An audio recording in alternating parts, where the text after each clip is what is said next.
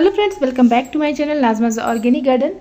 जैसे कि अभी जून मंथ चल रहा है और 15 जून से मॉनसून स्टार्ट हो जाते हैं, तो इस सीज़न पे आप कौन कौन सी इंडोर या आउटडोर प्लांट को अपने गार्डन में लगा सकते हो, डेकोरेटिव प्लांट्स को लगा सकते हो। तो हम सभी गार्डनर्स प्लांट को लगाते रहते हैं अक्सर, और प्लांट लगाने के लिए हमारे पास गमले कम पड़ जाते हैं। तो मैंने यहाँ पे सीमेंटेड टैंक बनवाए हैं जिसकी हाइट 12 से 15 इंच होगी और इसकी जो लंबाई है वो है 2 मीटर के करीब। तो इसमें बहुत सारे हमारे प्लांट्स लग जाते हैं। तो किस तरह से मैं अपने ग्रो बैग को फिल करती हूँ, किस तरह से इस टैंक को फिल करूँगी, ये आज की वीडियो में आप लोगों के साथ शेयर करूंगी। और कौन कौन से प्लांट की कटिंग को आप लगा सकते हैं या सीड से प्लांट को लगा सकते हैं, ये भी आज की वीडियो में आप लोगों के साथ शेयर करूंगी। तो चलिए वीडियो का स्टार्ट करते हैं। मैं हूं नाज़मा, आपकी गार्डनर दोस्त, और सभी का स्वागत करती हूं आपके अपने चैनल नाज़माज़ ऑर्गेनिक गार्डन में। तो ये टैंक मैंने यहाँ पे होल्स बनवाए हुए हैं। देखिए, 2 नालियों की तरह से होल्स बने हुए हैं। तो इन होल्स में हमें कीकरी डालनी है या ईंट या पत्थर या कोई भी कपड़ा आप इसमें डाल दें ताकि आपका ड्रेनेज सिस्टम अच्छा बन सके।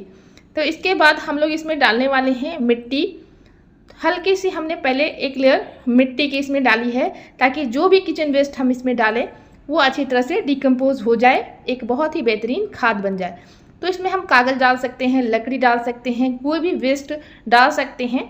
तो ये हमने जो गार्डन की जो वेस्ट निकलते हैं, पत्तियाँ, सूखी पत्तियाँ हैं या घास फूस है, तो वो इसमें हम डाल सकते हैं। तो इस तरह से हमने ये डाल दिया। इसके बाद हमने यहाँ पे किचन वेस्ट, प्याज के छिलके, लहसुन के छिलके, सब्जियों के छिलके या फलों के छिलके, जो भी किचन वेस्ट निकलते हैं उसको मैं अपने गमलों में, ग्रो बैग में, या फिर आप इस तरह से टैंक बनवाते हैं तो इसमें डाल सकते हैं। इसके ऊपर से मिट्टी से हमें कवर कर देनी है। तो हाफ टैंक को मैं पहले फिल करूँगी, इसमें प्लांट लगा लूँगी, उसके बाद हाफ टैंक को मैं दूसरी बार फिल करके दिखाऊंगी। तो यहाँ पे देखिए, इस तरह से हमारा हाफ टैंक फिल हो चुका है। इसके बाद अब हम इसमें डालने वाले हैं सड़ी हुई गोबर की खाद जो फुल्ली डिकम्पोज है। तो ये हमारे प्लांट के लिए बहुत ही बेहतरीन खाद होता है। जो गोबर की सड़ी हुई खाद होती है ना, तो वो हमारे लिए बहुत ही अच्छा रहता है हमारे प्लांट्स के लिए। तो इसको मैं ज़रूर अपने गमले में शामिल करती हूँ। 50% या 40% इस खाद को अगर आप डालते हैं तो आपका प्लांट बहुत ही हेल्दी तरीके से ग्रोथ करता है।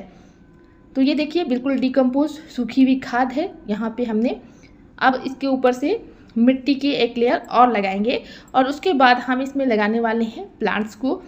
तो कौन कौन से प्लांट्स लगाएंगे आगे की वीडियो में आप लोगों के साथ शेयर करूँगी। ये हमने एक बोरी और मिट्टी को डाल दिया है। तो इस तरह से हमारा बहुत ही आसानी से ये टैंक फिल हो जाता है। तो देखिए, अब हम इसके ऊपर से प्लांट्स को लगाने वाले हैं। गमलों के नीचे किचन वेस्ट या गार्डन वेस्ट डालने से हमारी मिट्टी बिल्कुल उपजाऊ हो जाती है और एकदम वेल ड्रेन मिट्टी हमारी हो जाती है। और ऊपर से हमारी मिट्टी देख रहे हैं कितनी भुरभुरी सी है, एकदम बालुई मिट्टी है। तो इसमें जो वाटर लॉगेज का प्रॉब्लम आता है, बरसात में जो गमले की मिट्टी में जल जमा हो जाते हैं, पानी का जमा हो जाते हैं, वो वाटर लॉगिंग की प्रॉब्लम इसमें नहीं आएगी। इस तरह से अगर आप नीचे किचन वेस्ट को डालते हैं और ऊपर से मिट्टी और खाद की लेयर लगाते हैं। अब मॉनसून सीजन में कौन कौन से प्लांट्स को हम अपने गार्डन में लगा सकते हैं, उन्हीं प्लांट्स को मैं लगाने वाली हूँ। इंडोर डेकोरेटिव प्लांट को सेलेक्ट करूँगी जिनको मैंने कटिंग से और सीड से प्रोपेगेट किया है। और 2 मंथ पहले मैंने कुछ कटिंग्स लगाई हुई थी जिनका बहुत ही अच्छे से ग्रोथ हो चुका था। और इन प्लांट्स को अब रिपोर्ट करने का बहुत ही अच्छा टाइम है क्योंकि गर्मियों तक हमने इनको बचाकर इंडोर में रखा है। लेकिन अब इनको हम टैंक में लगाने वाले हैं ताकि हमारे प्लांट की ग्रोथ अच्छी हो सके। तो इन पॉली बैग से और जो कंटेनर्स है उनसे मैं प्लांट्स को निकालूंगी और एक एक करके इन प्लांट्स को लगाने वाली। तो सबसे पहले थूजा या मोर पंखी का प्लांट को मैं लगाने वाली हूँ, जो बहुत ही खूबसूरत देखने में प्लांट लगता है, बिल्कुल आर्टिफिशियल प्लांट की तरह से लगते हैं। तो इसका प्रोपेगेशन कटिंग से भी होता है और इनमें जो सीड पॉड बनते हैं, जो इनके बीज बनते हैं, उनसे भी पौधे तैयार होते हैं। लेकिन कटिंग से बहुत ही मुश्किल से प्रोपेगेशन होता है, जबकि बीज से पौधे तैयार हो जाते हैं। तो बीज से तैयार पौधा हमने लगा दिया है। और यहाँ पे ये ड्रेसिना प्लांट की कटिंग लगाई हुई थी जो कि बहुत ही अच्छे से ग्रो कर रहा है। तो इस प्लांट को भी मैंने यहाँ पे लगा दिया। इसी के साथ साथ एक और मोरपंखी का पौधा है जिसको मैं यहाँ पे गमले से निकाल कर लगा दे रही हूँ। तो इस प्लांट को लगाने के बाद और भी बहुत सारे पौधे मैंने प्रोपेगेट कर रखे हैं, तो उन प्लांट को लगा दूंगी। बहुत सारे जगह इसमें है, तो प्लांट लगाने के लिए एक अच्छा स्पेस बन जाता है। इस तरह से टैंक में अगर आप बनाकर लगाते हैं, अगर आपका गार्डन है, टेरेस गार्डन या किचन गार्डन, तो वहाँ पर भी आप टैंक बनाकर लगा सकते हैं। ये रबर प्लांट भी बहुत ही अच्छे से प्रोपेगेट हो चुका है, तो इसको भी एक लगा दे रही हूँ।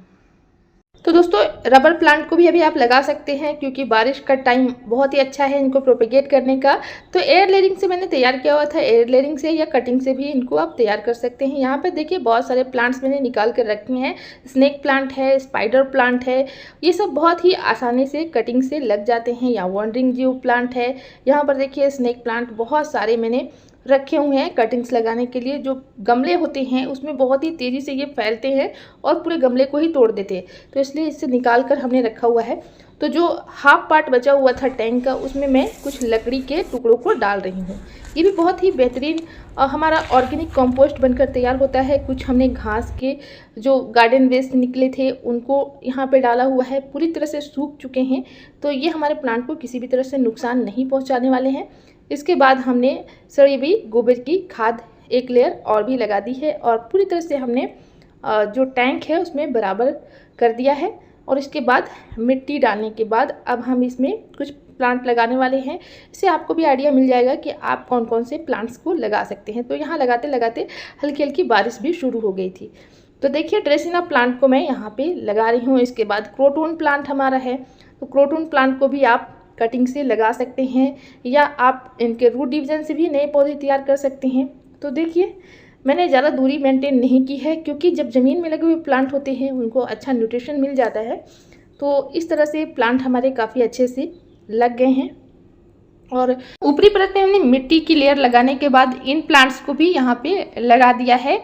इसके साथ साथ आप स्पाइडर प्लांट को लगा सकते हैं, सिंगोनियम प्लांट को लगा सकते हैं, रियो की बहुत सारी वेराइटीज़ हैं उनको आप लगा सकते हैं।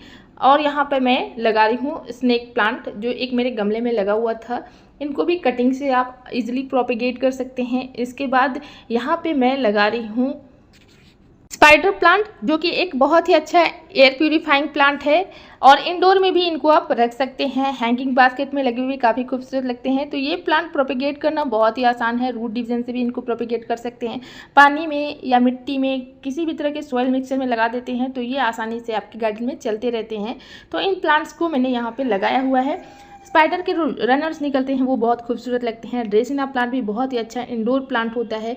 तो सभी प्लांट को लगाने के बाद जड़ों के आसपास अच्छे से मिट्टी को हमने फिल कर दिया है, और हमारा बहुत सारा प्लांट यहाँ पे लगकर तैयार हो गया था। इन प्लांट को अभी भी आप लगा सकते हैं। इनकी पत्तियाँ ही इतनी खूबसूरत होती हैं कि आपको फूलों वाले पौधे लगाने की ज़रूरत नहीं है। और एक बहुत ही अच्छे ये एयर प्यूरीफाइंग प्लांट भी होते हैं, यानी कि हवा को शुद्ध करने वाले पौधे होते हैं।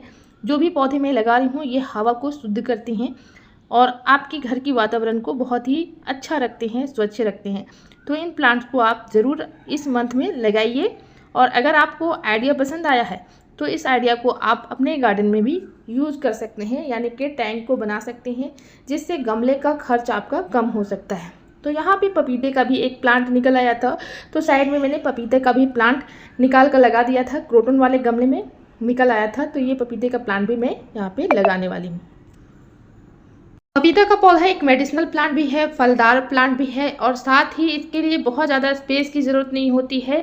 1 साल के अंदर ही इनमें फ्रूटिंग भी होने लगती है। इस पपीते का पौधा लगाने के लिए बहुत बड़े गमले या पॉट की ज़रूरत नहीं होती है। इनको आप छोटे से पॉट में भी लगा सकते हैं, छोटे से एरिया में भी आपके गार्डन में ये चलते हैं और फ्रूट भी देते हैं।